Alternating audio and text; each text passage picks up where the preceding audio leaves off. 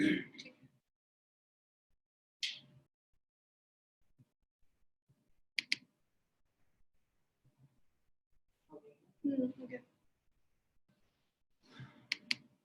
So hi guys. So based on yesterday's feedbacks, we had two major feedbacks yesterday. So one was regarding the iPad thing. Okay, so you guys do not like the iPad, so we have replaced it with the whiteboard again. And the second one was regarding KMP. Okay, so most of you were not able to grasp the LPS construction in KMP.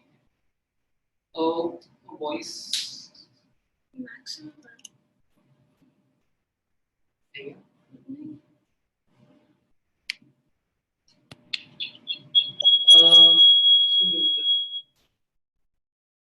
is it audible now?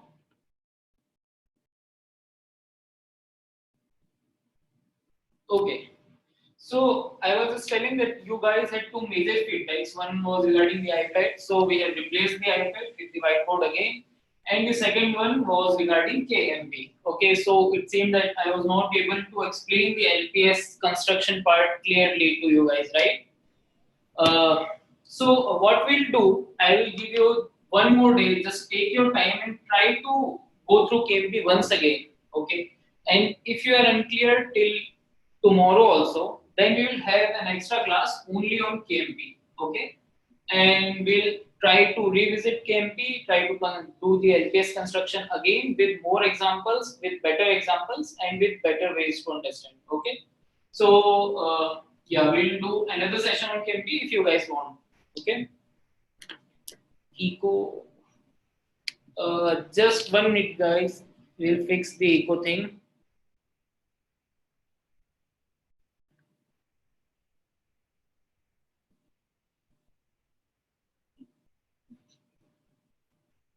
मैं चला जाऊँ क्या यहाँ से?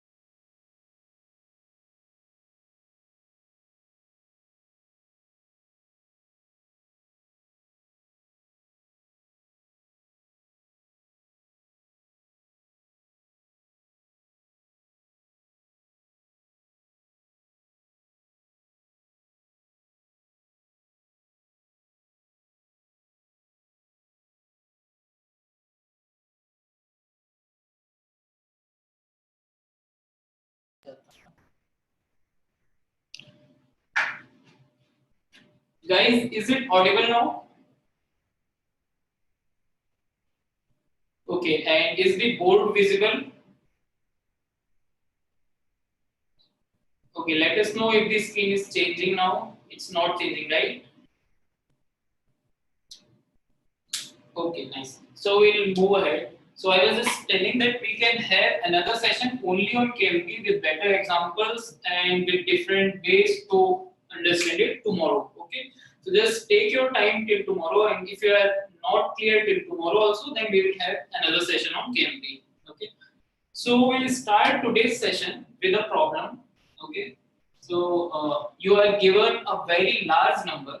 Say the number is 94251685360. Okay, and so on. So you are given a very large number. Yeah, Manmohan, we will do more problems on LPS also. Okay, we will add them on assignments. For today, let us discuss this problem first. Okay, so you are given a very large number, and you have to tell whether this number, any permutation of this number, is divisible by 8. Okay, this is what you have to tell. So you are given a very large number which could have 10 raised to power 6 number of digits, and you have to tell whether any permutation of this number is divisible by 8. Okay, so take your time and try to think about it.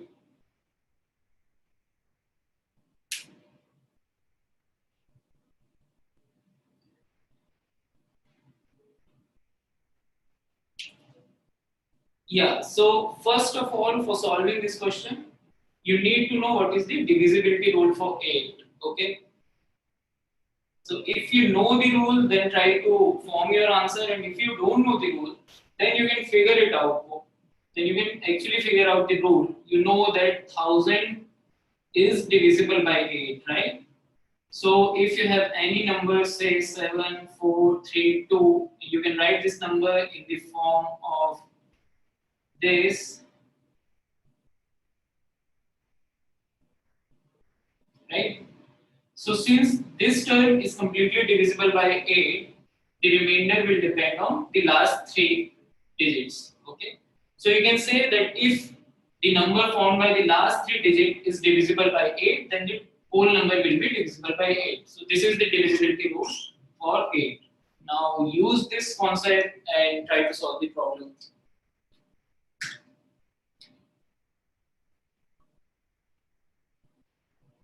Okay, so you have to check whether any permutation of this number is divisible or not.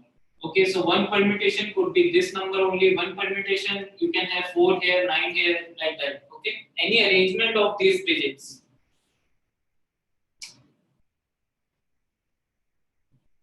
Okay, so if you are coming up with an approach, just ping me in private chat, don't spoil it for others.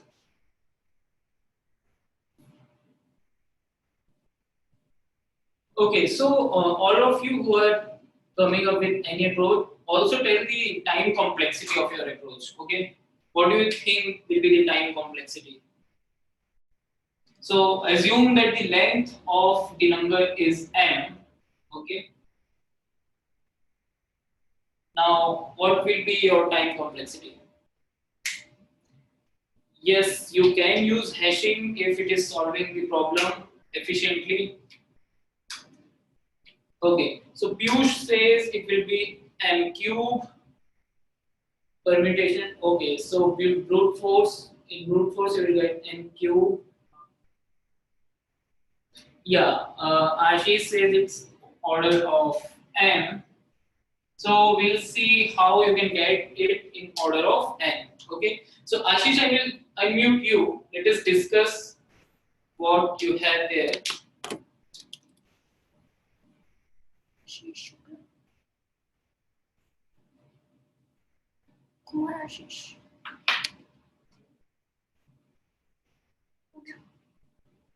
Hello. Hello, am I audible?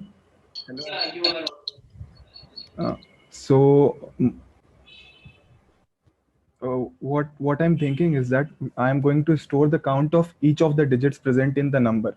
So there are going to be at most 10 digits. So for each digit, I'm going to store the count, and I'm going to try to figure out all the possible triplets, because the triplets is what matters. Because now after figuring out all the triplets, I will check to see if any triplet is divisible by 8. If any triplet is divisible by 8, then it means that for some permutation, that number is going to be divisible by 8, and this will be in worst case 10 into 10 into 10 or 10 cube. Okay, right. So what Ashish is trying to say is that for this number, we'll just hash all the digits. Okay, so if I have a map of say int, or if this is character, then character to int, I will just store the frequency here. Okay, so for 9 we will have 1, for 4 we will have 1, for 2 we will have 1, for 1 we will have 2 because we have 2 ones. Okay, like that. Now what he's trying to say is only the triplets are important. Okay, if any last 3 digits are divisible by 8, then the number will be divisible by 8. Okay, so now we will construct triplets from here, and we will check whether they are divisible by 8 or not, right? And this can be approached in a different way. Like first you build this map, and after that you know that you have to only check from 100 to 999, right? So you can run a loop for all the multiples of 8 and check whether you can form the multiple using these digits. Okay. So I'll just show an example. Suppose you come across 640, okay? Then you will check whether you have 1 6, okay, and whether you have 1 4 and whether you have 1 0. If you have these digits, then you can make this number divisible by 8. Okay. Is everyone following till now? Is it clear to everyone? Just let me know.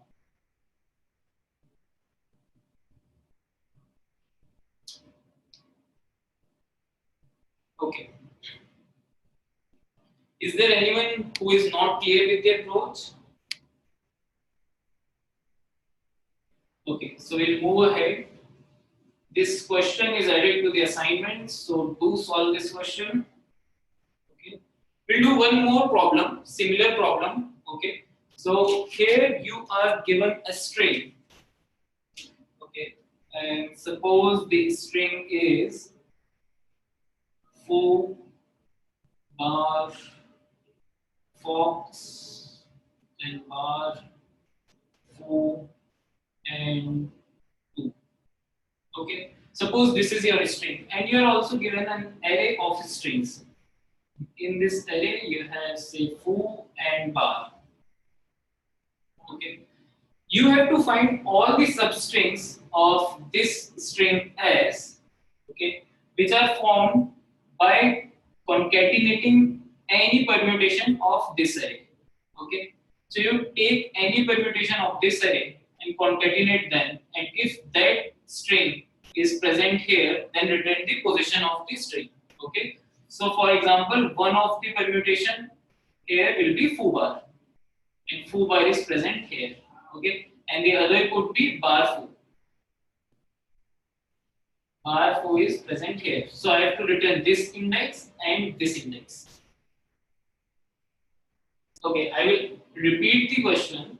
You have to find the positions of the substring in S, which are concatenation of any permutation of this array L. Okay, so you can form any permutation of this array and then concatenate them, and then if that string is present in S, then return the initial index.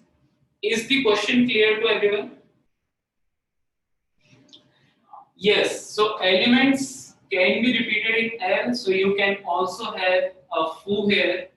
Okay, but one thing that you know about L is that length of all these strings will be same. Okay, so for all the strings in L, the length of this is always constant. Say it is n always. So in our example, this is 3. Is the question clear to everyone?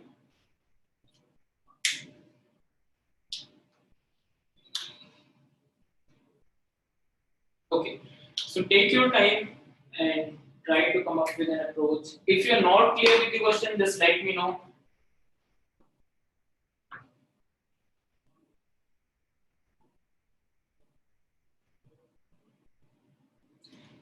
Okay, yeah, Vipul, repetition of elements are also allowed in S. So you can already see that here you have foo, then again you have foo. So repetition is allowed. If you come up with an approach, just ping me in private chat.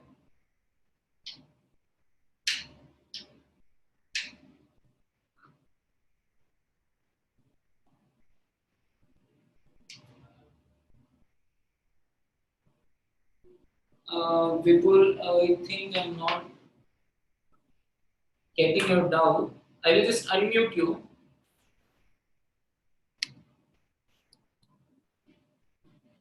Yeah, Vipul, you can ask a question. Sir, I am saying that the length in S and L, all the whatever the string is present in S and L, all the lengths are same. See, all the lengths of these elements are same. Okay, so all the elements of L will have same length. And this could be anything. Okay, and you have to find the substrings that are made by concatenating all the elements of L, okay, of any permutation in any order. Okay, okay, okay.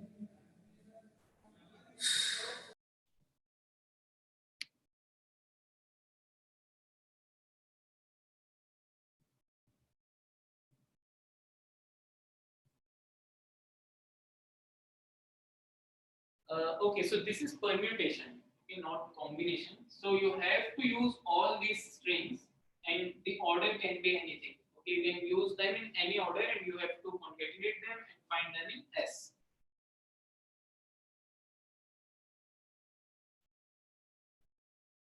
Manmohan, I think you are going in the right direction.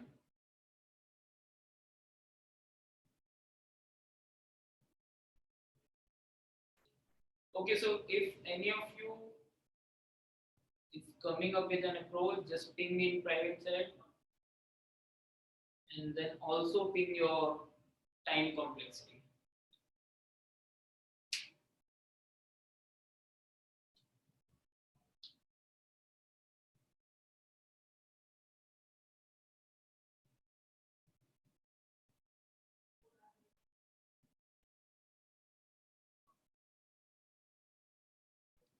जो private में कर रहे हैं ना वो आपको दिख रहा है ना आशु वाला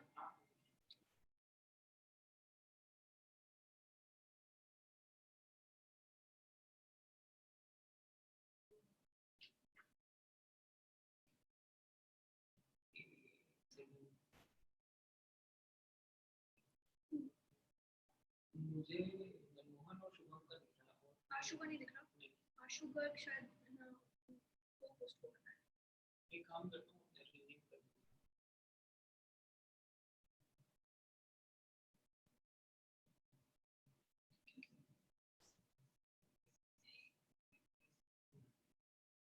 दिख रहा है आपको अब मुझे भेजेंगे ना तो ठीक है नहीं एक्चुअली आप अपने रीडिंग कर रीनेम हाँ तो फिर वो आपको भेजेंगे आप कर रहे हो क्या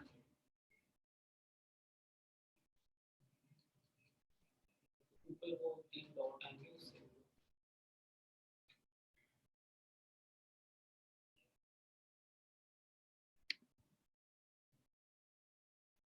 okay so we'll start discussing this solution now okay Shubham I will unmute you.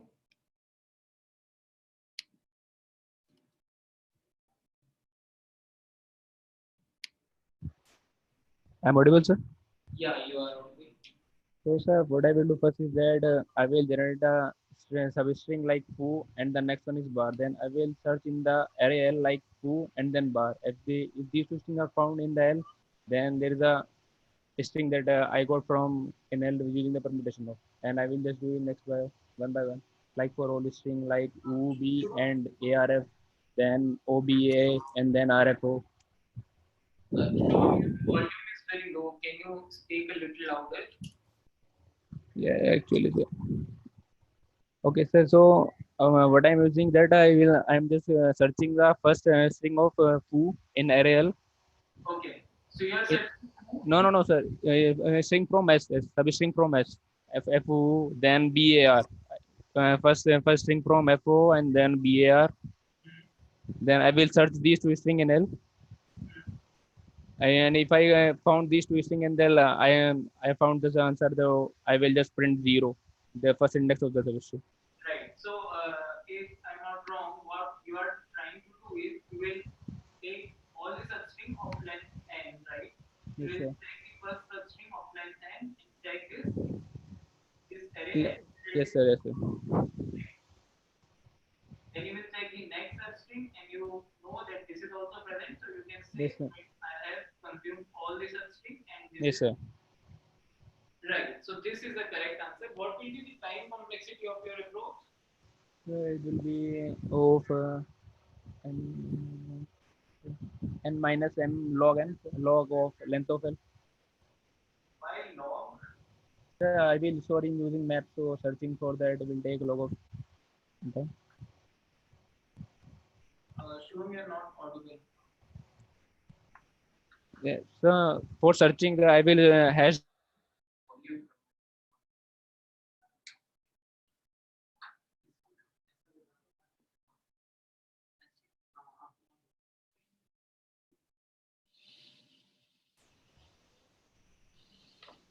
Yeah, hello, sir. Audible? Guys, just give us 2 minutes. We are changing some settings here so that we'll be having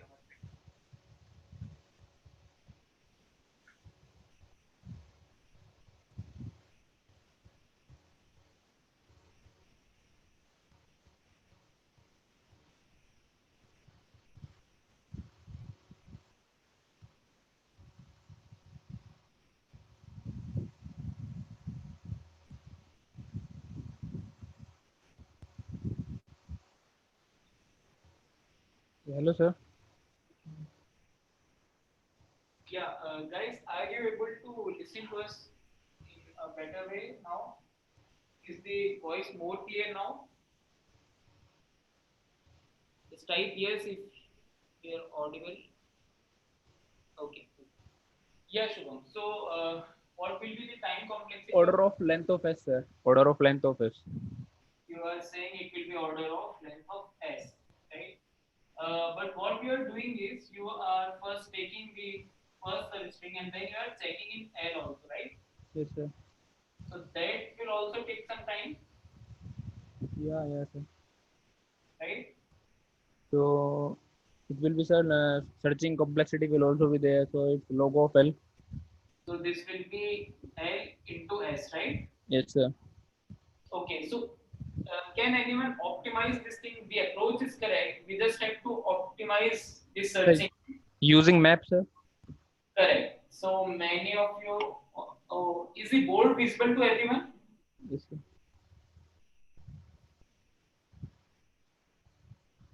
Okay. Yeah, so we can use a map.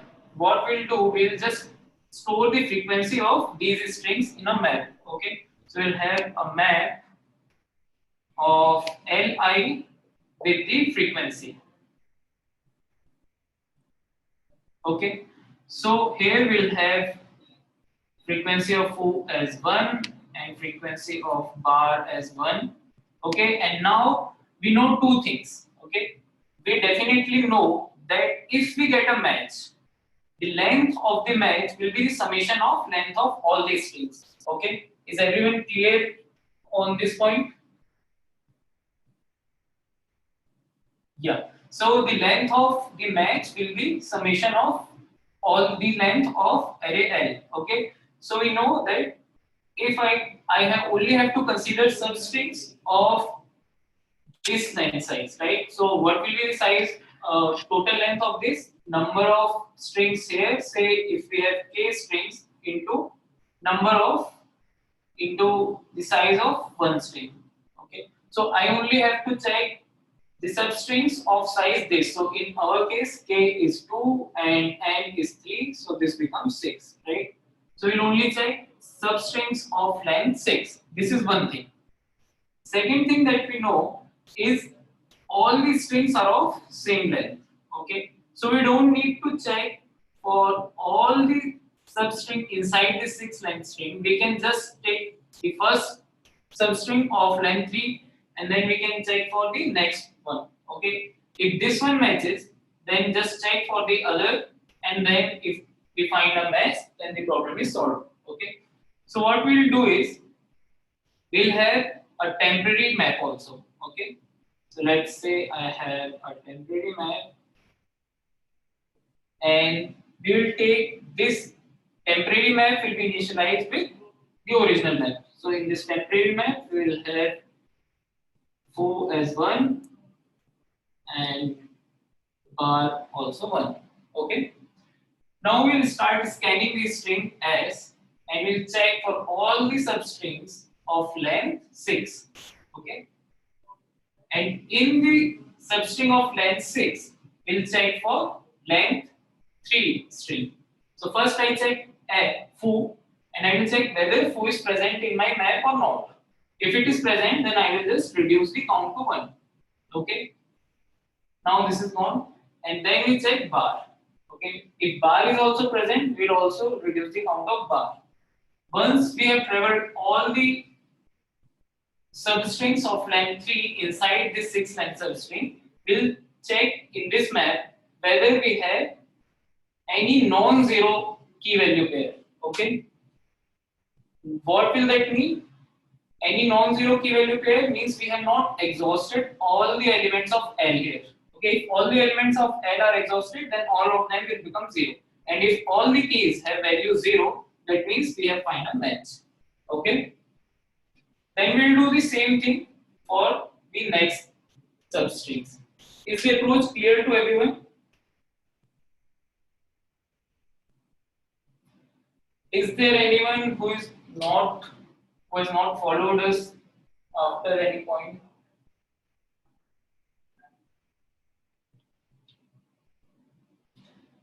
Yes, Harsh, you have to use all the elements of this L. Okay, that is the question, that just concatenate all the elements of L in any order and find them in S.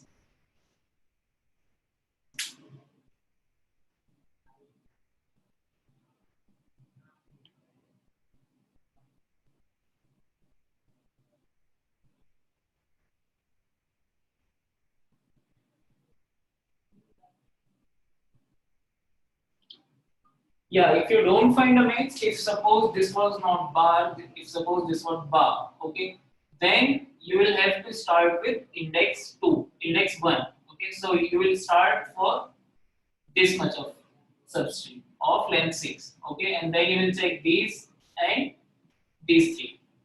Okay, and you will move on in that way and find whether all the key value pairs here are consumed.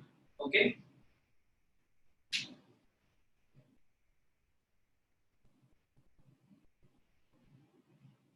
So there is a very good example by Sushant. If S is foo bar foo, then we'll have one substring as foo bar and the other as bar foo. Okay. So if you get a match here, okay, then you will get check for this substring and then the next one, and then you will get this one, the bar substring. Okay. Yes, the complexity will be just revisit your complexity. Okay. We'll not discuss it now. Okay. We'll discuss it in the stand-up session. Okay. You must try this question and then check what is the complexity of this approach. Okay. So this question is also there in the assignment. Just try to solve it and also try to get the complexity. Okay.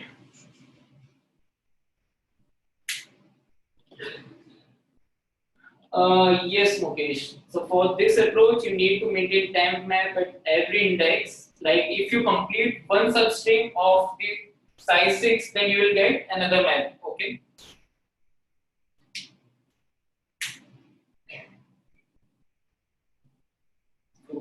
So just try to get the time complexity yourself, and then it will be discussed in the stand-up. Okay. Now we'll move ahead. So the first question and the second question, both questions involved about hashing, right? So you can see that hashing is a very important concept when you are dealing with strings. Okay, most of the questions that are asked in interviews either involve hashing or involve dynamic programming, which we will study in future. But hashing is very important concept, and now we'll study a string matching algorithm which is based on hashing. Okay, so we'll study Rabin-Carr.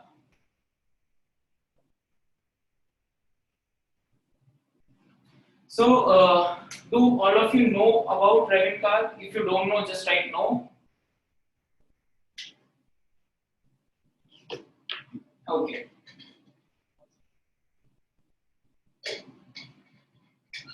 Okay. So we'll discuss Raven Sharp in detail. So this is just like any other pattern searching algorithm. In this algorithm also you have a text, say ABD, ABC, and then you have to search a pattern in it. Okay, so suppose your pattern is ABC. So as we discussed yesterday, what will be the naive approach?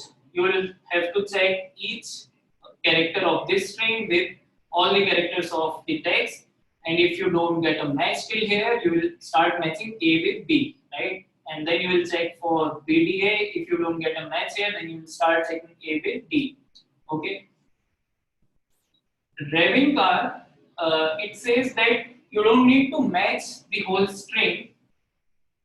Why don't you just calculate a hash of this pattern and match it with the hash of all the substrings of size n. Okay, if the size of this string is n, then take all the substring of size n and calculate their hash and match it with the hash of your pattern. Okay, so we'll see how. It says that let's say you have a hash function which takes a string ABC and returns you a value x. Okay, so this is an integer value, a hash code of ABC. Now you have a pattern ABD, you have a text ABD, ABC. So you will first calculate the hash of the first three characters. Okay, so the substring of size same as ABC. Now suppose the hash of ABD comes out to be y1. Okay, so we'll check x with y1, and if they are not equal, then we can guarantee that these two strings are not same.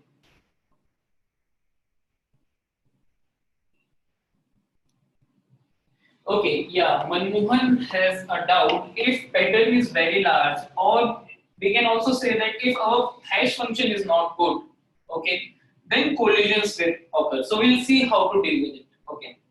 So first, let us say if the hash of this string is not equal to x, not equal to the hash of our pattern, then we can say with guarantee that these two strings are not equal. Okay, so I will write this condition: if your hash of pattern is not equal to the hash of the substring that you are checking right now, then you can say that this is a no match. Okay, this is clear to everyone?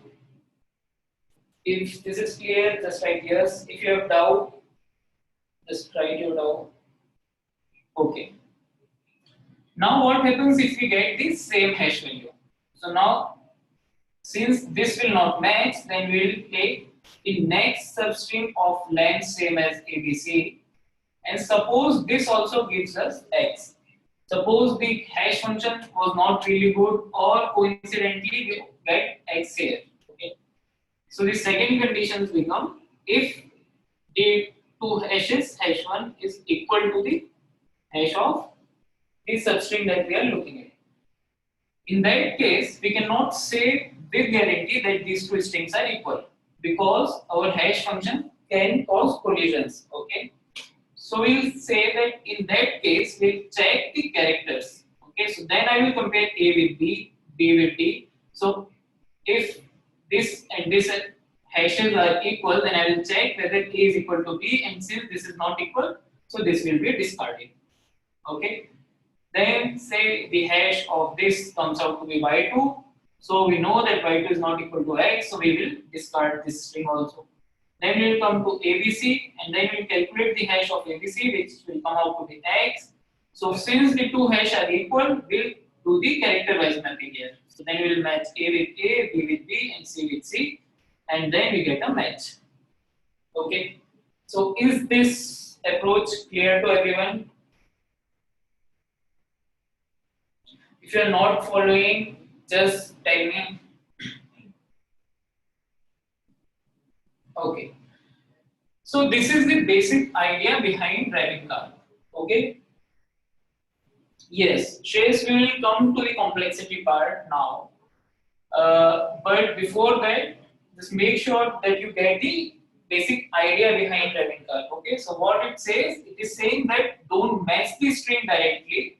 calculate the hash function hash first and then try to match the hash. If you get a match, then only you match the string character wise, and if it is not, if the hash is not matching, then just discard the string.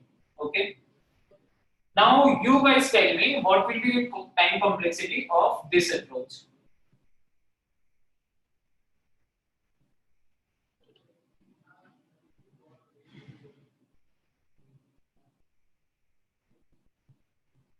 Okay. Yes. So many of you are saying that this will be order of m into n, which is correct. Why is it correct? Because first we calculate the hash of the petal, right? That will be order of n. Now we'll have to loop in our text and we'll consider all these substrings of length m, okay, which will be then n times, and we'll calculate the hash of all of them, right? So this complexity is similar to the brute force, right? So what do we gain? There is no gain, right? Even if we are calculating the hash, the complexity is same as brute force. So can anyone attempt to optimize this? We don't want it to be order m into n, okay?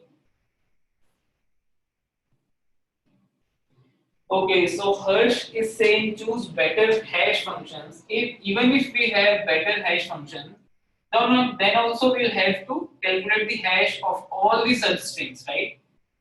And that will take us order of m into n. Yeah, Mrinal has a better idea. He's saying we can use sliding windows. Okay. Mrinal, I will unmute you if you can just tell us how we can use sliding windows.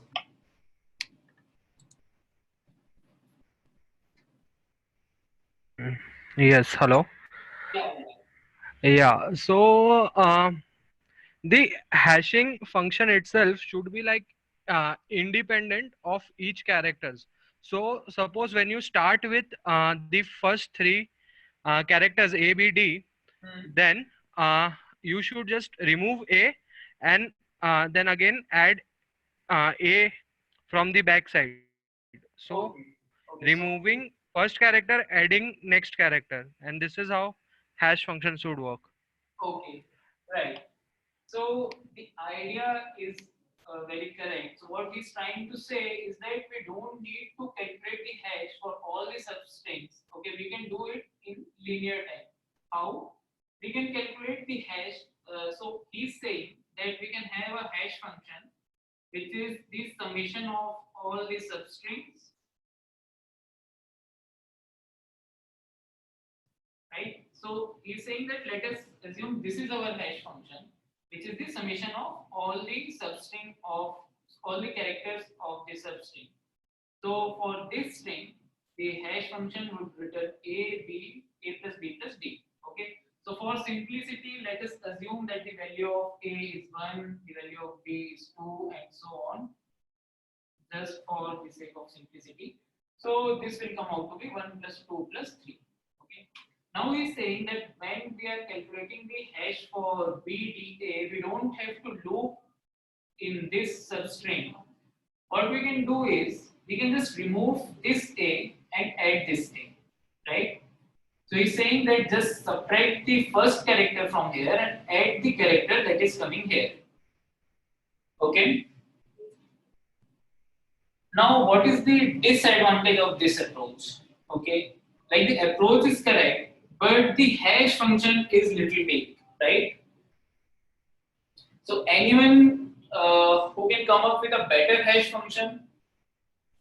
Because what will happen here is that ABD and BDA, they are not equal, right? But we can see that in this small example also we had a collision. So first was A plus B plus D, and then we get another A, so we remove this A and add this A. So this is same hash as ABD, right? So can we come up with a better hash function? Okay. Sum of indices of character, that is correct. Okay, Manmohan, I will unmute you. Let us discuss what you have for this.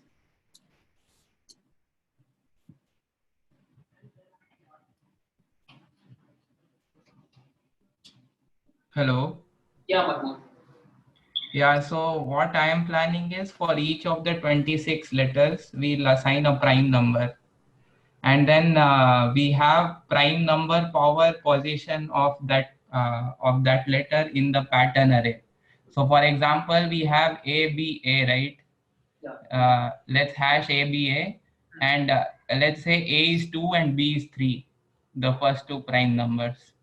So you are saying that the, A is 2 and B is B is 3, and then the hash function will be 2 power 1 into 3 power 2 into 2 power 3. 2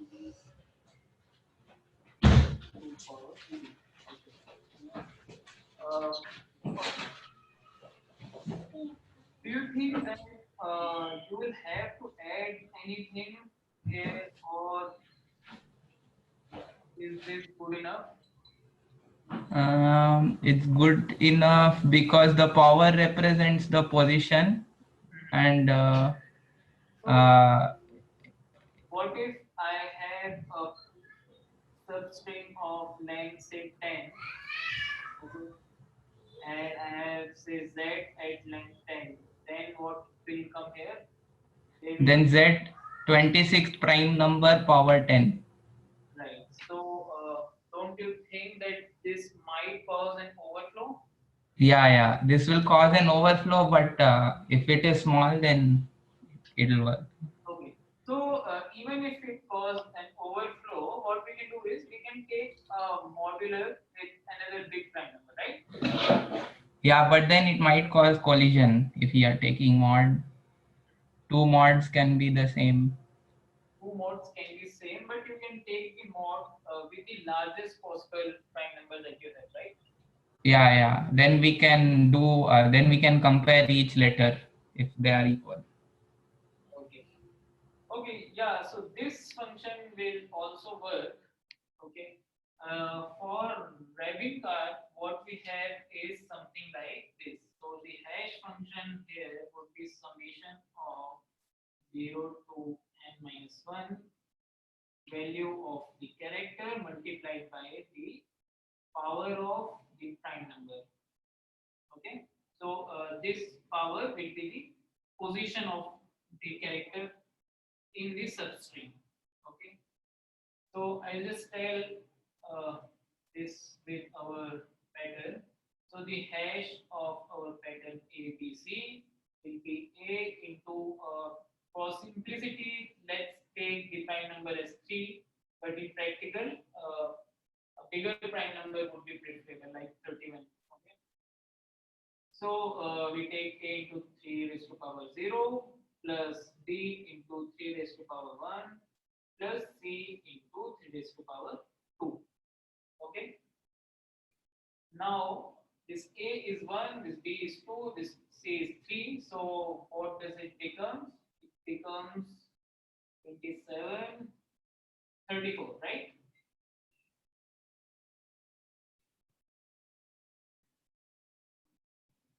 Okay, Harsh has a question why prime numbers are used. Okay, so does anyone of you want to reply to this question why prime numbers are used?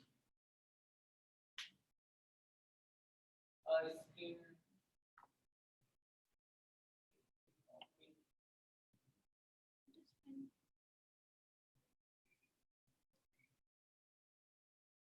is the screen visible now?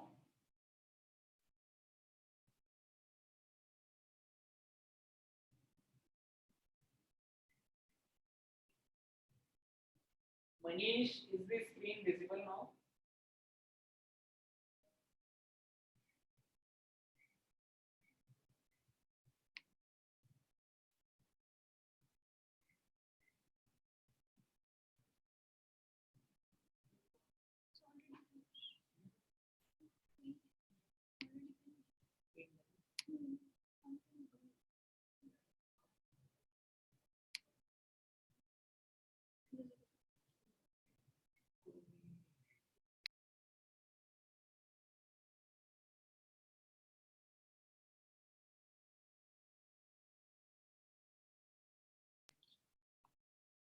Guys, is the screen visible now?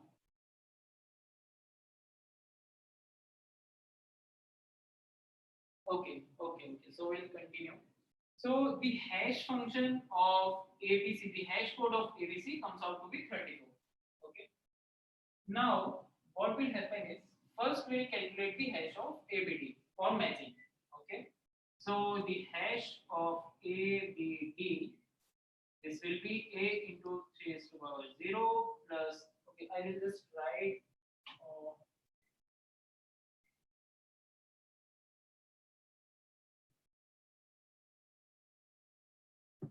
okay.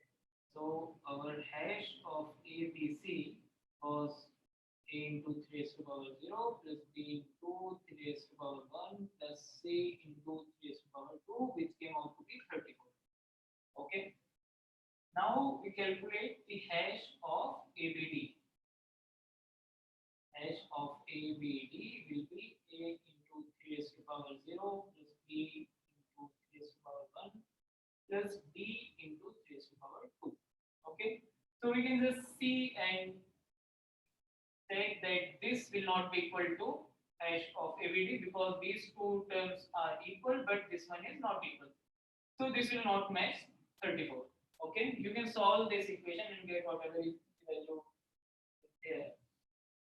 So now we'll try to calculate the hash of BDA. Okay, hash of BDA, and we have to check, can we use this hash? Okay, so as in the previous hash function example, what we are doing, we were just summing all the characters and then we are removing the first character and adding this character, right? So here, how can we get the hash value of BDA using ABD? Any one of you, how can we do that? I want to get hash of BDA using hash of ABD.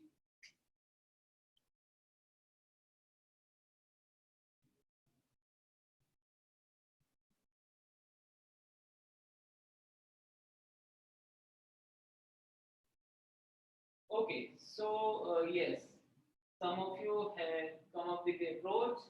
So what actually is going on? Let us see what will be the hash of BDA first, okay? And then we'll try to get it using ABD. So hash of BDA will be B into 3 raised to power 0 plus B into 3 raised to power 1 plus A into 3 raised to power 2. Okay, so we have to get this using this. Okay, so as many of you have said, that will remove the contribution of the first character from ABD. Okay, so what we have here is we have ABD and now a new A is coming, and now we want the hash of this one. So we'll remove the contribution of this A. Okay, then what is going on is in ABD the indices are these. So B is at position 1 and D is at position 2. But in BDA, B comes to position 0 and D comes to position 1 and A is at position 2. Okay. So after removing the contribution of this A, we also have to reduce the contribution of B and D by 1 power of the prime number, right? Because it will come from 1 to 0 and D will come from 2 to 1, right? So what we'll do is we'll take edge of ABD and we'll subtract the contribution of this term. So this minus A into 3 raised to power 0. Then what we have to do, we have to reduce the B and D's index. Okay, so for that we have to reduce the power of prime number by 1. So we'll divide it with our prime number and then we will add the contribution of a new character, and this will be the value of this character into, since it is being added at the last index, so this will be prime number to the power n minus 1. Okay, so here it will be A into 3 raised to power 2. Okay, so any of you who is not able to follow till now? Is this clear to everyone? If this is clear, just write yes Is there anyone who is not able to see why this is coming? Yeah, Gagandeep, why we are using prime number, we'll discuss that separately. Okay, we'll discuss about hash functions and what are good hash functions. For now, just assume that function involves a prime number for removing the collisions, for minimizing the collisions. Okay, we'll see how later. Okay.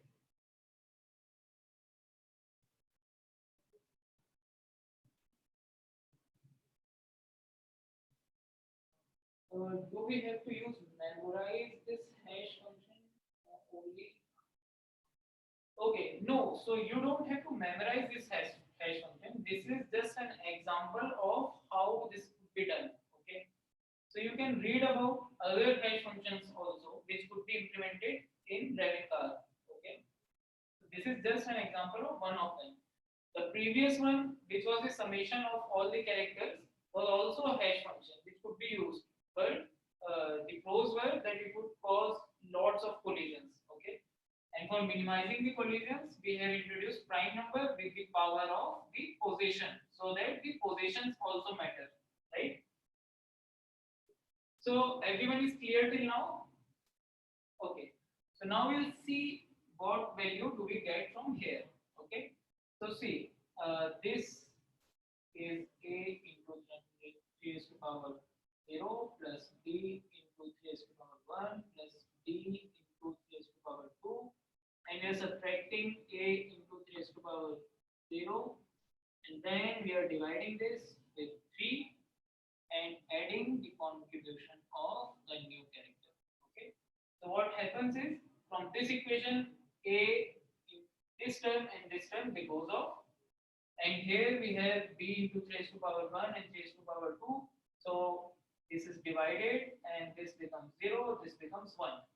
So what we have now, we have b into 3 raised to power 0 plus b into 3 raised to power 1 plus a into 3 raised to power 2. Okay, this is similar to this thing. Okay, so we can create the hash of BDA using the hash of the previous string. Okay. Okay, so seems like some of you are not able to hear properly, so we'll try to increase the volume a bit.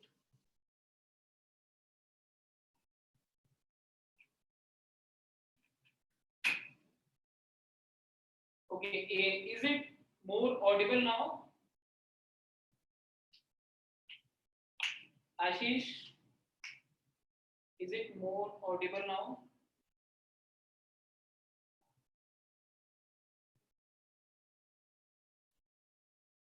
Okay. So Manmohan is asking that if we don't use mod, and let's say overflow problem isn't there with it, will it always produce unique results? See, we cannot guarantee that. Okay, we cannot guarantee that this hash function or any hash function will produce unique results. Okay, collisions are meant to be there. So collisions will be there. They might be very infrequent, very infrequent, but collisions will be there and we'll have to deal with it.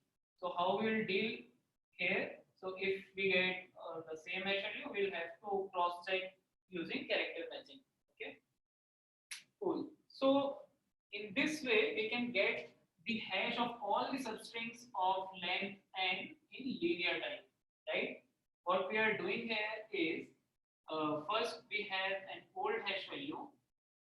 Okay, so I'm assume that the hash of ABD is this old hash, and for getting this hash value, what we are doing is, let's say that this old hash minus contribution of the first term, which will be to the power of multiplied by power of prime numbers power 0, right? Because it is at 0 index. So just subtract the first character.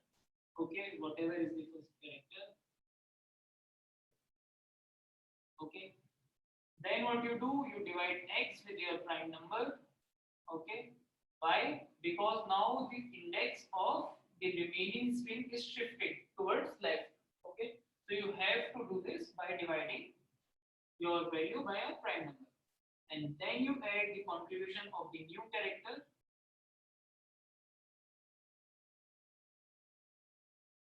multiplied by prime number to the power of n minus 1, where n is the length, because we are adding it at the last index. Okay, so this will be the new hash for this string. Okay, so similarly we can do this for all the substrings of length n, and we can do that in linear time. Okay, so now tell me what will be the order of, what will be the time complexity of Rabincar?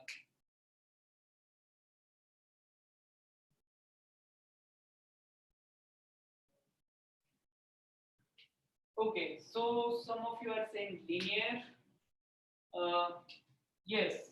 So the thing is, the time complexity of the Rabincar depends on your hash function. Okay. Assuming that the hash function is good.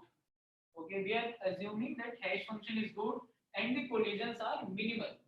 Then the average case complexity will be order of m plus n. Okay. This is only when the hash function is good and the collisions are minimum. Okay. What will be the worst case complexity?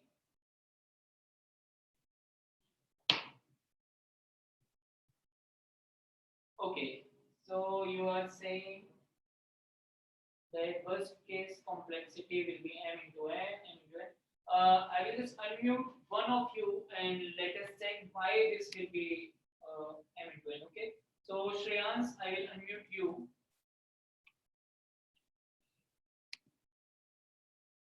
Hello. Yes, Shreyans. Why do you think the worst case complexity is m into n? So we always have to check if the hash function is, if the hash value is equal, we always have to check one by one if the pattern and the substring we have got in the text, they are equal or not. So if suppose we have a pattern of 3 A's and in the text we only have A's, then we will calculate hash one by one, but at each point since we find a pattern, we have to check everything. So it Correct. should be m into n. Yeah, correct. So this is one example where the complexity will be m into n. Okay. Why it will be so? Because first you will calculate the hash of this, then you will match the hash with the hash of first 3 A's, and it will match. So you will just do the character-wise mapping. Then again you will calculate the hash of this.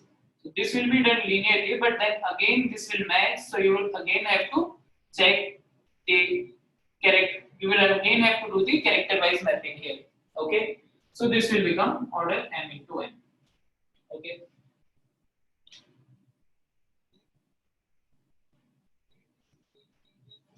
Manmohan, let us discuss everything about hash function separately. Okay. So we have 2-3 points about hash function from this class. Okay. First is why we use prime number. Okay. Then what will be a good hash function? Okay, and third is, can we bound the number of collisions, right? So we'll discuss all these 3 things separately. Okay. Will that work? Okay. So can I assume that every one of you is clear with Rabincar now? Okay, so Ashish has a question. Should we use KMP or this algorithm? Which one is better? Okay. So can anyone tell which algorithm is better? Would anyone like to tell? Okay, so if many of you are saying KMP is better than this, can you? Okay, so Mrinal is saying it depends, right? Okay, it depends on space. So the thing is, KMP will be using order n of space, right? And Brevin Carp is not using any space. It's calculating the hash in order 1 space, right? You are not storing anything. So it depends on whatever you want to save. Do you want to save the time or you want to save the space? And even if you are talking about the time, this will give order of m plus n average case, right? So it also depends on the input. If you already know that input might have these patterns, okay, might have abundant number of these kind of patterns, then using Brevin Carp is totally useless there. Okay, so it depends on many things. Okay, so you cannot just say that this algorithm is better than this. It depends on what are your requirements. Okay, if you strictly want your algorithm to work in order m plus n, then you go for KMP. Okay, and if you can compromise for some test cases, then you can go for Brevin Carp.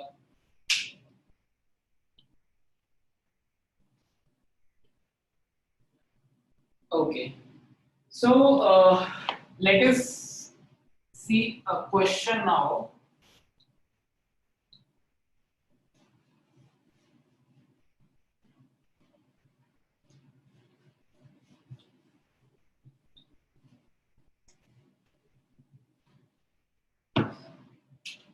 So we'll do a question.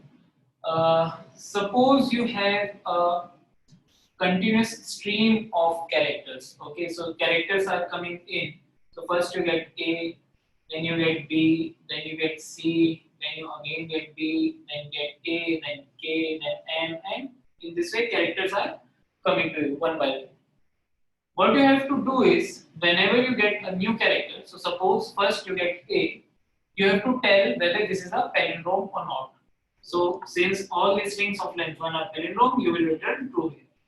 Then you get B, so the string becomes AB. AB is not a palindrome, so return false here. Then you get C, so the string becomes ABC. This is also not a palindrome, so return false. Then you get another B, this is also false, and then you get A. So this is a palindrome, so you get true here, and so on. Okay. Is everyone clear with the question?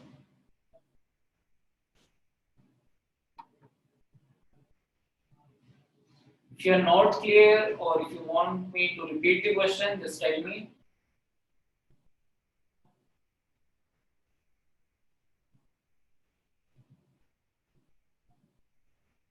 Okay, so sequence can be infinite. So this is an infinite sequence. Okay, and so this is stream. Okay, so you cannot just store this stream in an array or whatever. Okay.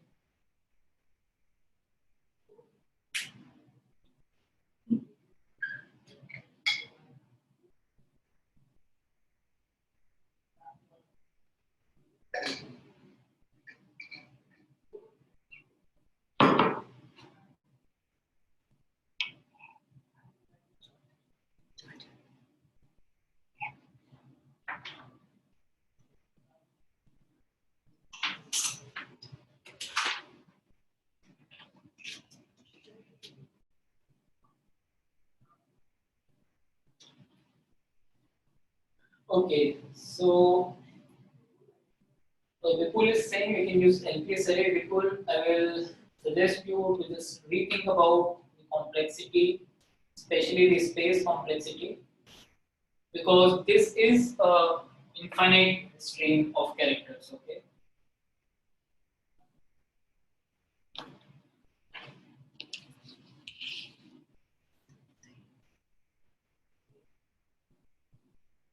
Satisai, your approach is correct. Just try to make it concrete, then we will discuss it.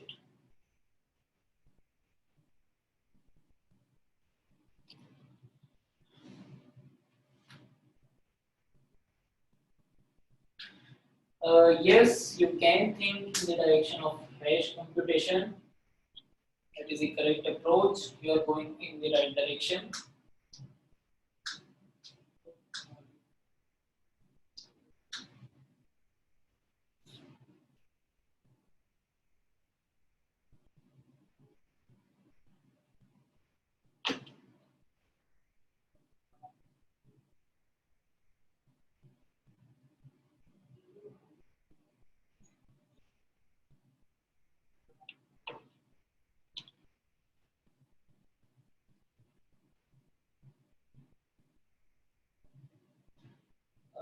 Ashu, your approach is correct.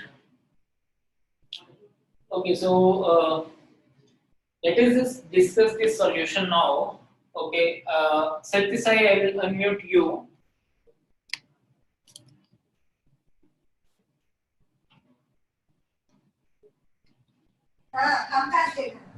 Hello. So if we calculate for a palindrome, sir, if you calculate hash value from the forward and the backward, both the value will be equal, sir. So initially we'll have for A forward hash value and the A backward hash value. Okay. So Now when B will come, we'll try to extend the forward hash value, sir. okay. So that will be forward hash value plus B into P of I, the B's position. Your forward here.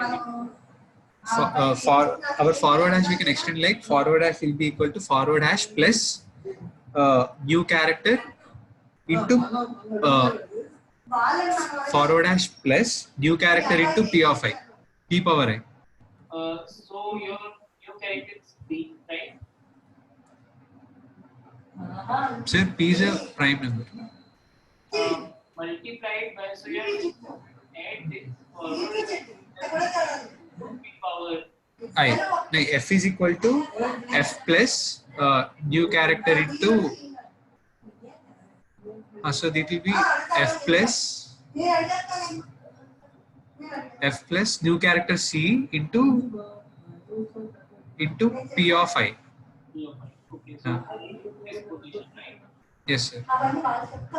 Okay, so now how you are like whether this is a palindrome or not? Now on the go itself, we'll calculate both forward hash and backward hash also, sir. So you are saying that you will calculate the hash. You will start from here and you will also calculate a hash, right? yes, sir. Okay. So when C comes, then you will change your hash by adding C here, Yes, sir. and also change it to adding C, right? Yes, sir. Okay, yeah. So, right? So what is the hash of the two strings? What will you do then? Sir, I didn't understand. I didn't get you, sir. Sorry. I couldn't hear you, sir. So what if the two hash, constant hash as well as the hash? Acha, if they're equal, If they're equal, then I'll just check again, sir. Like if it's a right? yes, sir. So then you will check. So this approach is correct.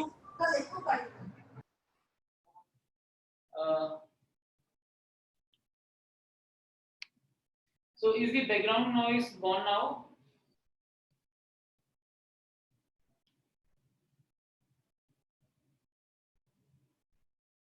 Okay, so Manmohan has a point that the backward hash will take time to be computed. Okay. Yes, that is a valid point.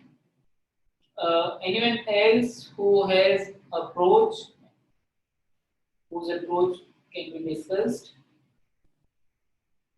Okay, so Aditya, I will unmute you. First, Prithvi, I will explain what he was trying to say. Just 1 minute, Aditya. So, what Satyasai was saying is that just like we are doing in driving car, we'll calculate the hash of this string, okay, and we'll call it the forward hash. Okay, so I will calculate the hash. So I have a hash A, B, C, and let's say this is forward hash. Then I will also calculate the hash of the reverse string. Okay, so this will be CVA, and we'll call it the reverse hash. If these two hashes are equal, then we'll do the character-wise comparison. And if these two hashes are not equal, then we can definitely say that this is not a palindrome. Okay, is this approach clear to all of you now? Okay.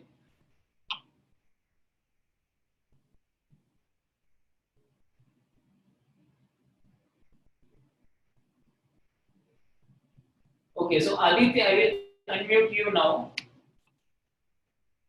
Sir, in this approach, we'll keep two hashes. Okay, one forward hash and one backward hash. So we have two values. Okay, so forward hash will update like it will be old hash plus s of I into p to the power I, means whatever index we are getting. And for the old hash and for the backward hash, what we'll do is that we'll multiply the old hash with the prime number. So this will increase all the powers by 1, and then we will add s of I, because ultimately that will be multiplied with e to the power 0. Okay, so you are also doing the same thing, right? You are calculating the hash of ABC and CBA, right? Yes. Okay. Okay, so that is more or less the same thing. And you have to do this thing linearly, right? So whenever a new character comes in, you will somehow do some mathematics and get it in linear time, right? This is the basic approach that you are discussing. Okay, so Piyush will come to that. Okay, Abhishek, let me unmute you. Okay, yeah, Abhishek. So, sir, Can you discuss your approach? hello. Yeah, Abhishek. Sir, first we divide string current string into two halves. If let it is even, then we compute hash function for first half, then for last half, and we maintain and we store this hash function and maintain it. Like when we encounter new character, then we modify these two hash function accordingly, like we do in Rabin-Ka. Correct. Okay. So what he's trying to say is that we will maintain the partition here, right? So you will always have one half here and one half here, and then you will get the hash of this half, and you'll get, let's say this comes out to be h1 and this comes out to be h2. Then you will compare both of them. If they are same, then you will do the character-wise thing, right? Okay, so Harsh will see how it will work for the infinite string. Okay, so I will explain the solution again.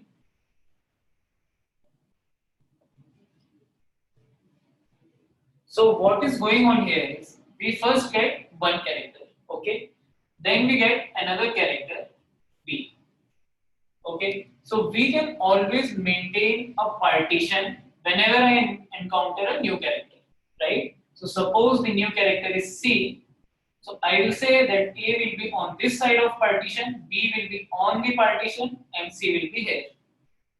Okay, then if suppose D comes, then I will say that B will be shifted to left side, and then partition will be here and D comes here. Okay, then if a new character comes, then these characters will shift to left side.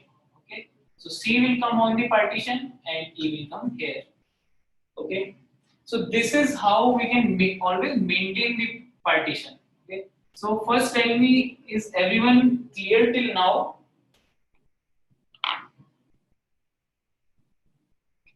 Everyone clear with the part that we can maintain a partition? We can always have the first half and second half of the string with us. Okay. Now what we will do is we'll get the hash of this first half of the string. Okay, and let us call it h1, and we'll also maintain a hash of the second part. Okay. how we will do it? Let's see. So first say A and B comes. Okay. So whatever is our hash function, we only calculate the hash of A and will maintain the hash of reverse of the second part. Okay. So this will be hash of B. Why we are maintaining the reverse of the second half? Because if we had a palindrome say like this, then we need to compare ABC with ABC in this direction, right? That's why we are maintaining hash of the reverse of the second half. Okay. Now when C comes, then what will happen is B will be pushed to the partition, and this will be something like this. So we will remove the contribution of the first character of the second half from here, okay, and we will add the contribution of C to this. Okay, if the characters are odd in number, right? If they are odd, then we know that one of them will fall on the partition. Okay, so this will be gone. This right side will remain same, and here we'll add the new character. Okay, now if the new character comes, then what happens? This will shift to the right side. So the B which was on the partition and was ignored in the previous case will now be added to the left side. Okay, so now this function, this hash will be added with the contribution of B. And here we have the partition, and this will be shifted to the left side, so it comes here and we get D hash. Okay. Now again E comes, when E comes, they again become odd in number. So what happens? This remains as it is. C comes on the partition, D is shifted, and E comes here. Okay, and we'll maintain the hash in a similar fashion as we did in driving car. Okay, we'll do the calculations there, and we'll maintain only two numbers. One will be H1, which will be the hash of first half. Okay, and one will be H2, which will be the hash of the reverse of the second half. Okay. And if these H1 and H2 are same, then we will do the character-wise comparison. Okay, so we don't have to store anything here. Okay, so we can directly say that even if there are infinite number of characters, we are not storing anything. Okay, and if the hash function is good, if the hash function can avoid collisions to the maximum extent, then we can do this in order of n time. Okay. People is saying only forward hash is used here. People, I will unmute you so that we can clear your doubt. Yes, sir. We will come to you also. Yes, sir. Sir, I am saying like in previous case that some students are explained like we have to maintain forward and backward hash as well. Right. Like in this case, only forward hash will work for H1 and H2. Okay, so you are saying that we don't have to do the reverse of the second part, right? No, I have to do the reverse of the second part, but okay, I get it. Okay. Got it? Okay. Yes. Satyam, I will unmute you.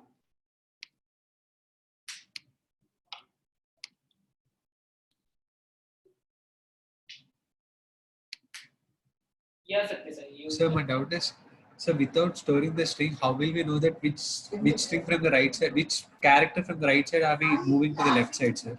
Like here C, we have to move on the left side in the fifth direction. That means we have to know that we are removing C, no sir, in the hash value. Only then we can reduce. So, see, first of all, this is a theoretical. Okay. So, such things are actually not possible. You will always have some storage in practice, right? So you will always have a view of what is going on here. That is the first thing. Okay. The second thing is one more question should come that if this is an infinite string, then how will you compare them? If you get H1 is equal to H2, then you will also have to compare them, right? And if it is infinite, then how will you do that? So this is actually a theoretical question. So don't assume that you will have a strictly infinite kind of string, okay? But just be clear with this approach. approach. Okay, so this means in practical, this means that you have a very long string which is coming one by one. Okay, but practically you can store it. Okay, sir. Thank you, sir. But the approach should not involve any extra usage of memory. Okay. Oh yes, so Piyush has already asked the question. How will we compare if we are not storing? Okay.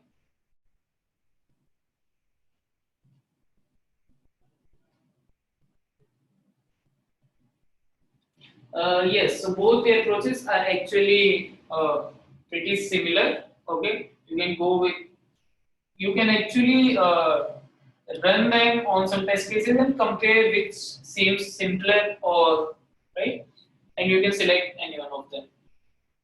Okay, so is everyone clear with this question?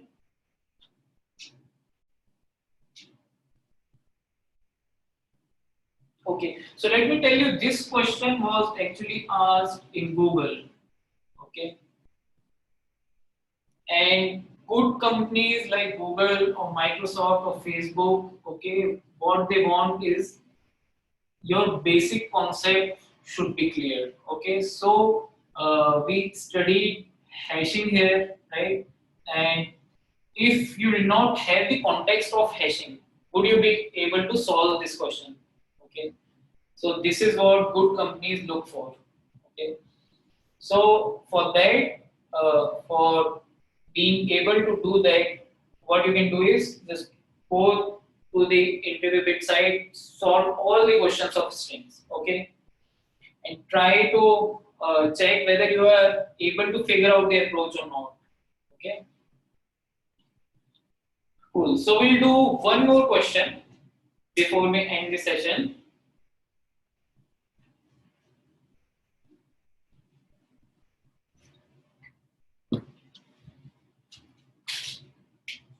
Okay, so we have studied pattern searching using two algorithms now. Okay, so any questions which involves searching of pattern, you should be able to solve that problem, right? So we'll do one more of similar kind of problem. Suppose you are given a text which is B, A, C, D, G, C, M. Okay, so suppose this is your text and you have a pattern ABCD. Okay, now you have to find all the occurrence of any permutation of ABCD in this text. Okay, so now the question is little twist it here. You not only have to find ABCD, but it could be any anagram of ABCD. Okay, so in this question we have BACD, which is a match. Then we have CABD, which is also a match. Then we also have ABDC. So we have three matches here. Okay, one is BACD, then we have CABD, and we have ABDC. Okay.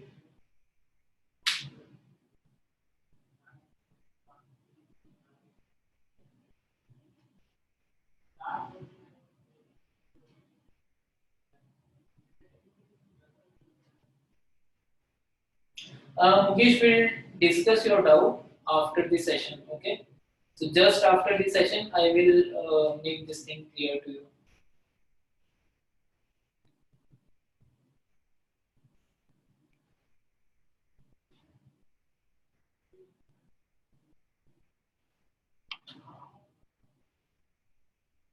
Okay, so many of you have come up with an approach that involves character-wise hashing, right?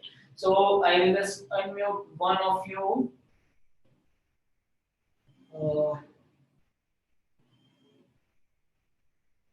Surikant, I will unmute you, okay, and tell us how you can do it using sliding window hashing. Sir, first of all, we will create a hash of pattern. Okay, so you will create a hash of pattern. of frequency of ABCD, and then in the text, we, I mean, outside the loop, we will create a hash of pattern length, like it's 4 characters, Okay. and then inside the loop, if we will check if that like uh, if in the beginning if it's matching or not, and then accordingly we will update by sliding 1 character at a time. Okay, so correct me if I'm wrong. If what you are telling is you will first hash all the characters of the pattern, right? Yes, sir. Then you start from here, Yes, sir. the length of this pattern. So first you Yes. will this window, and Yes. you will hash this window, right? Yes, sir. Okay, and then you will compare these two hashes, right? Yes, sir. And you see that oh, these two hashes are same, so you say that I have got one match. Yes, sir. Then what will you do? And then start iteration. I mean another loop for the whole string, and if like next character will included will be G, and we will remove B. We will remove one instance of B and create one instance of G, and see if that older hash was true or not. And I mean something like different variables. I mean, how many different characters are there, and on the basis of that, we can calculate whether the new, I mean, that ACDG will be an anagram of the pattern or not in constant time. Okay, so now what you will do is you will slide this window from here to here, and you will remove this B from here, and you will add a G here, right? Yes, sir.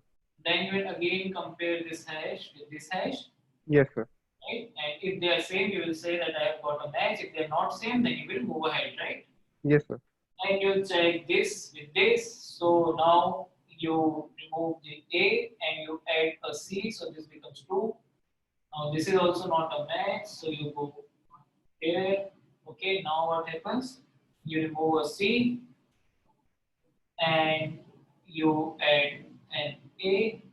This is also not a match. So then you go here, and then similarly this will also not be a match. Then you will go here and you will find a match. Yes, sir. The approach is correct. What will be the time complexity of this approach? It will work in N, I guess. Text. Yes. Length of text. Work in order N. I mean, we will have to use. I mean that when we are sliding the window, then we will have to calculate that in constant time whether the new hash is equal to old. I mean, hash of pattern and the window is equal or not in constant time. Okay. Then it will be order of n. Otherwise, it will be order of n of into m. Otherwise, it will be order of N of N into m. N into N. Okay. So, anyone who disagrees with this thing, anyone who thinks that this will not be of N into N? Okay, so Harsh is saying to report all the matches, it will be M into N. Okay, so we should notice one thing here, that this string can be composed of only limited number of characters, right? The string could have either A to Z, or it can have either A to Z in capital, right? So the size of the hash is always constant, right? And if the size of the hash is always constant, we can remove this M by the size. So for say in this question, we are considering only the uppercase characters. So then this becomes 26. Or if we are considering all the lower and upper case characters, then this will become 52. Okay. So this will become a constant into n, which will be order of n. Okay. So even if you are comparing the hash every time, okay, then also this will be done in linear time. Why? Because the size of the hash is constant, right? Yeah. So Prageet has said that this will be 26, and Shreyans also. Mohan is saying, do we have to report strings or number of strings? So you actually have to report this string.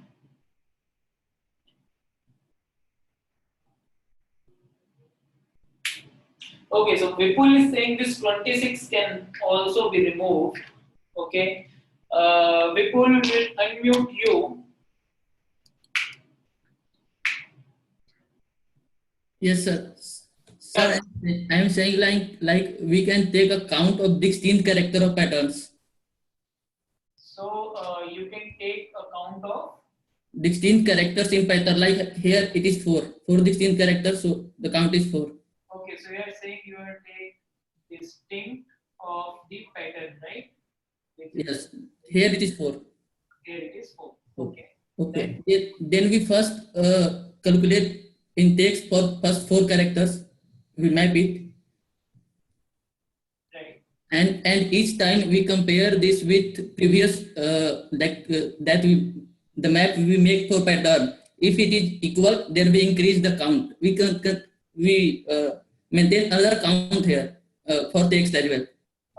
So what you are saying is first you get the number of distinct character in the pattern, right? Yes. Then you will take the first window of length n. And Yes, you sir. get the distinct characters here, right? Not only distinct characters. I mean, if both are matched. I mean, in pattern map and this map, it is matched. Means frequencies matched. Then we can increase the count again here. Means another count. You will check the frequency of B in this substring as well as in this pattern, right? Yes, sir.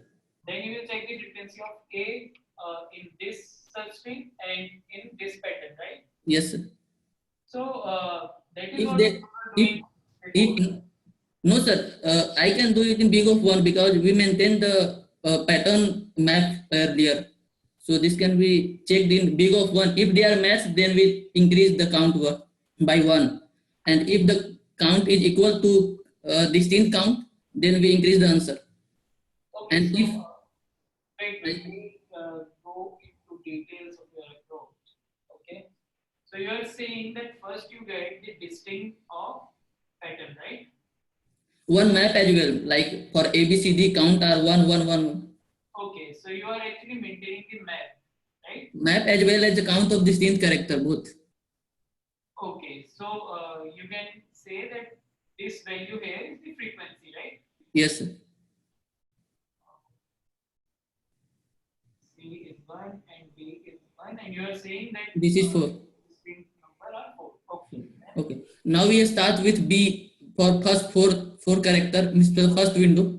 So now you get B, A, C, D. Now what you know? We can maintain another map of size 4. Of for BACD, right? Yeah, for BACD, like So you get here B. so B is. Yes, sir. When like first we when go to B, then check this B with this B, like in D, like in pattern and in this. If both are matched, then we increase the count by 1. Like we maintain the another count variable. You maintain another count variable, and you increase this to 1. 1. When then I goes for A, when this is matched with this, then increase the count by 1. For C and for D. Then you increase. Okay, so Then we encounter G. then you encounter G. G. Yes, sir. Then I will decrease the count of B by 1. Okay. And increase the count of G by 1. Okay. And check. First we decrease the count. That's count by 1. Decrease them. So this becomes 3, right? And check G for in this map. G count with this map. What? G, yes, G count. Here in second map the G count is 1. In first map the G count is 0. Okay, So we don't increase the count here. And that count is not 4 like in D pattern. So we can't increase the answer. Okay, so but here also what we are doing is we are maintaining two maps, right? No, sir. One in big of one only. But I have to compare, decrease the B count by one and increase the G count by one, and compare the G with G and decrease the or increase the count. Okay, so anyone of you who disagrees what he's saying?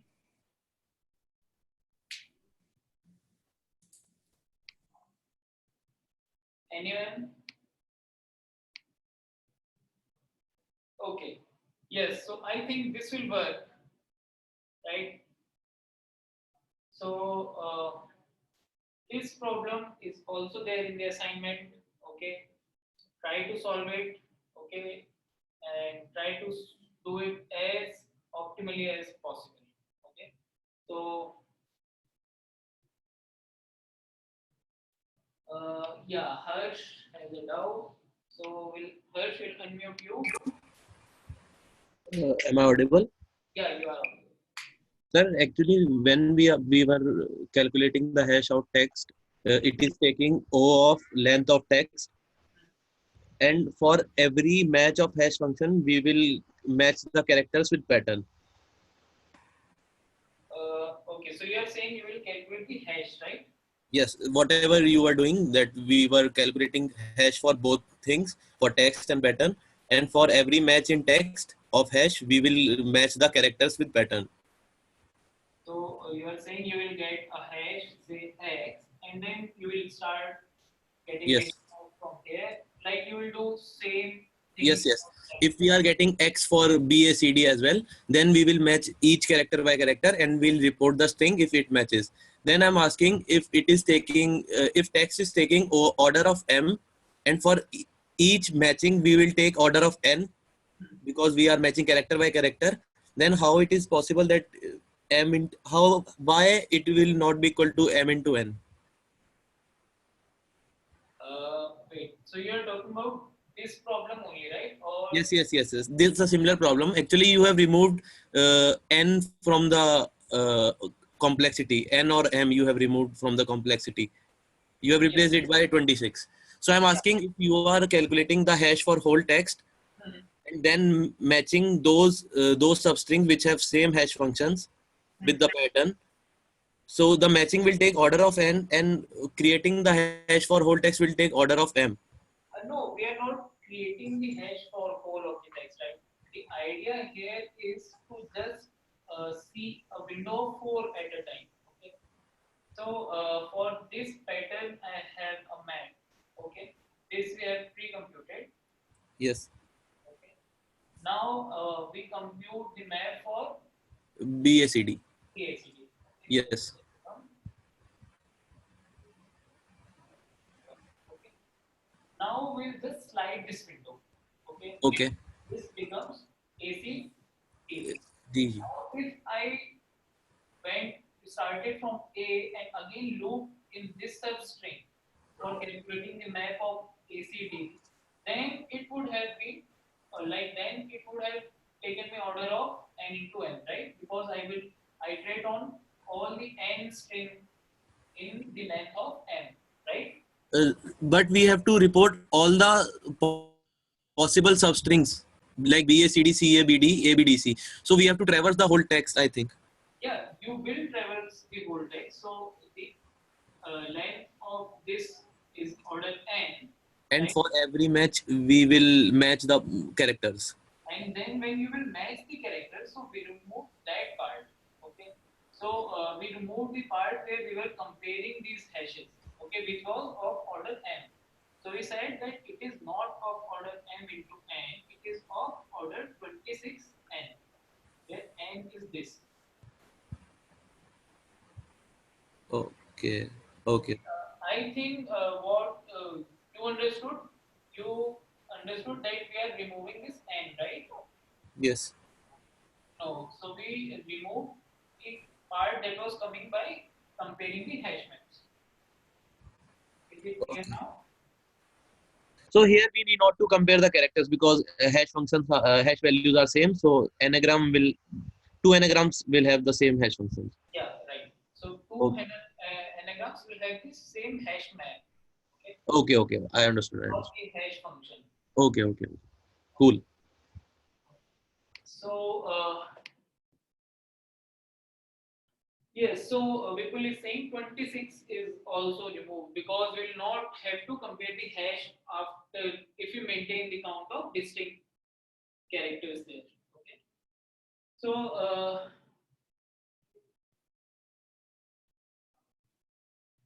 Ashu has a question. If we use hash function here, okay, so Ashu is asking if we can use a hash function like this, and if it gives me say x, then I will compute the hash function for all the substrings of length 4 in linear time and match.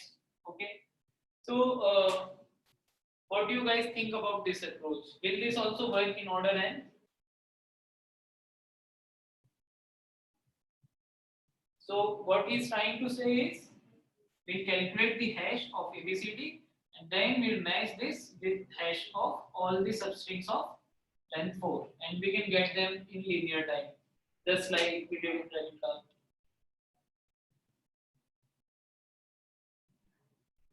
Okay, so Ashu is now saying that the hash will not be equal.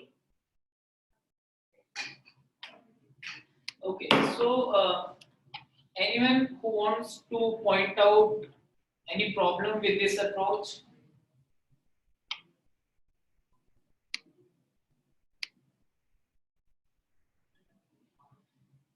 See, the thing is, if you are involving the positions here in the hash function, okay, if your hash function involves the positions, then this might not work, okay, because let's take the previous example of the hash function, which was this.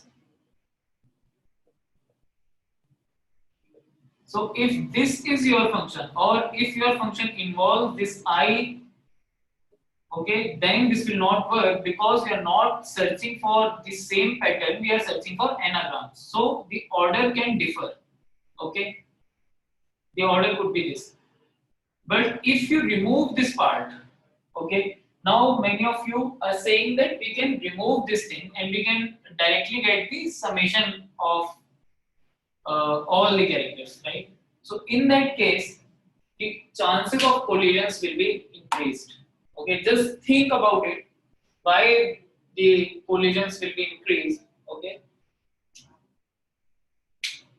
So what will happen is many times you will have to you will get a match of hash functions almost every time, and then you will have to do the character-wise comparisons, and then you will get this in m into n.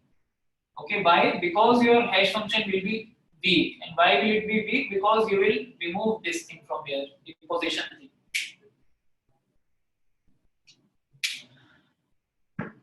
Okay, so Harsh has a question: if no hash function is perfect, what should be used here? See, first thing is using a hash function will not be a good idea here. Okay, we would like to use a hash function in a case where we want a unique value. Okay, if I want a unique value for this string, okay, I want this to be a, if I want this x to be unique for all these strings, then I will use hash. But what is going on here is I want that this should be equal to this, and this should be equal to, like, all the permutations should have the same hash value, right? So in that case, the hash value will become weak, and if it becomes weak, then what will happen is you will get many collisions. So even if they are not anagrams, then also you will get the matching, right? And then you will have to search for character-wise, right? Upendra, you can try doing that. You can try using two hash functions, okay? But I will say just think about it, okay? After the class, just try to do this and see what is going on there, okay? See, just try to construct a hash function first, okay? And then see whether you are getting collisions, okay? Or you are able to match the anagrams with the same hash function, okay? And if your hash function is able to avoid collisions and is able to match all the anagrams with a single value, then you can definitely use it. Okay.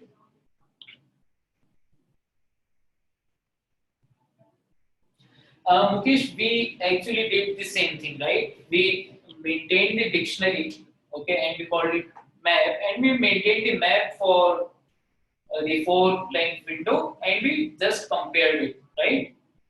So we did the same thing. Okay. Cool. So, anyone has any doubt? Okay. No. Okay. So, just as I said in the beginning of the class, tomorrow we can have a session on KMP before the actual session. Okay. In the actual session, we'll talk about this schedule problem that we had in the pipeline. But before that, for half an hour from 8:30, we can have a session on KMP for all of you, those who have not understood it. Okay. So just let me know if you guys want it. Would you like to have a session on KMP? Okay, cool. So we'll do KMP from 8:30 tomorrow. Okay, and then we'll also discuss things about hash functions. Okay, and one more thing was the first question that we solved. You have to compute the time complexity for that. Okay. So the question which was that you are given a string, right? Foo bar foo, and you are given an array of strings. We solved this question using map, but we did not discuss the time complexity, right? So just think about the question again and try to figure out what is the time complexity. Okay. So tomorrow we can also discuss about hash functions. Okay, whatever doubts over there regarding the hash function, why it uses prime number, what should be the qualities of a good hash functions, etc. Okay. So okay, so tomorrow at 8:30 we'll have a session on KMP. Cool. So now any other doubt? No. So we'll end the session. Thank you all. And we'll fix the lighting thing soon. Okay, so don't worry about it. Yeah, microphone will also be fixed. We have actually ordered these things, so within a week, all these things will be fixed. Okay. So I'm ending the session now, and see you guys tomorrow.